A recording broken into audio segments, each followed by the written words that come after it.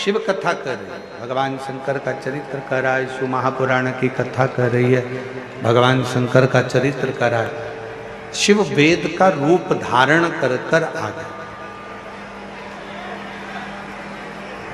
आए जब कष्ट, बहुत कष्ट का जीवन चल रहा हो, बहुत कष्ट की जिंदगी चल रही हो, जितने भी लोग ऑनलाइन कथा सुन रहे हैं ध्यान लगाना, अगर कष्ट का जीवन चल रहा हो, तकलीफ की जिंदगी चल रही हो, 5-7 सोमवार, या तो 5 सोमवार या 7 सोमवार, हाथ में दुर्वा, मान लो ये तुमने दुर्वा ले ली, हाथ में दुर्वा, एक बेलपत्र, और उसी हाथ में अपने घर का भरा हुआ 1 लोटा जल।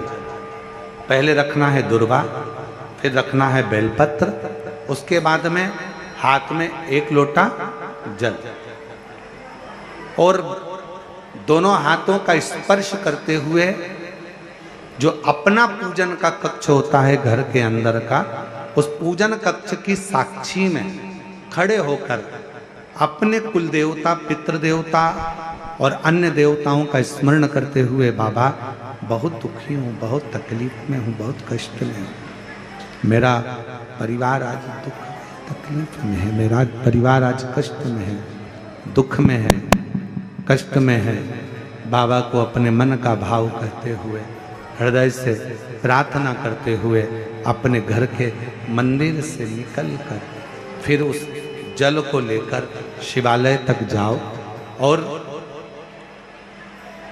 दक्षिण की ओर खड़े होकर उत्तर की ओर मुख कर कर जल समर्पित करो। बेलपत्र और दुर्वा दोनों को अशोक सुंदरी वाली जगह पर चढ़ा दीजिए। अशोक सुंदरी की जगह तो सबको मालूम है ना। अशोक सुंदरी वाली जगह पर उस बेलपत्र और दुर्वा को समर्पित कर दो।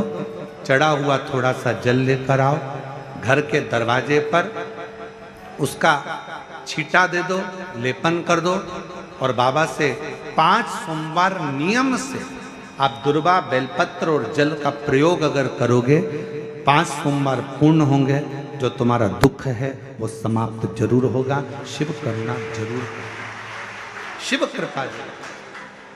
बस इसमें 3 चीजों का स्मरण रखिएगा, 3 चीजों का ध्यान। पकड़ रहा गला, आवाज खुल नहीं पा रही, थोड़ा आवाज खोलिए और मिठास दीजिए। शिव पुराण कर रही है, इसमें 3 चीजों का स्मरण करिए। पहले नंबर पर दुर्वा, दूसरे नंबर पर बेलपत्र, और तीसरे नंबर पर जब जल चढ़ाकर वापिस आओ तो अपने घर में प्रवेश के पहले देहली पर, चौखट पर भगवान शंकर के अपने घर के द्वार पर शिव का नाम लेकर जल का सिंचन। उसका फल कितना है?